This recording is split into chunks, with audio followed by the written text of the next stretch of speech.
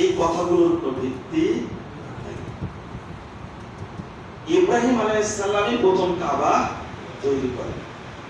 আউয়ালু বাইতিন উদিয়া লিন-নাস লাল্লাযী বাক্কা মুবারাকান ওয়া হুদাল লিল আলামিন। এটা ইব্রাহিম আলাইহিস সালাম তৈরি করলেন কাবা। তো প্রথম কিবলা হলো কি? কাবা। ইব্রাহিম আলাইহিস সালাম থেকে নিয়ে মুহাম্মদ সাল্লাল্লাহু আলাইহি ওয়াসাল্লাম পর্যন্ত পুরো নবীদের কিবলা ছিল কোনটা? কাবা। রাসূল সাল্লাল্লাহু আলাইহি ওয়াসাল্লাম যখন মদিনা থেকে মক্কা থেকে মদিনায় হিজরত করলেন, ওই টাইমে বাইতুল মাকদিস কি হয়?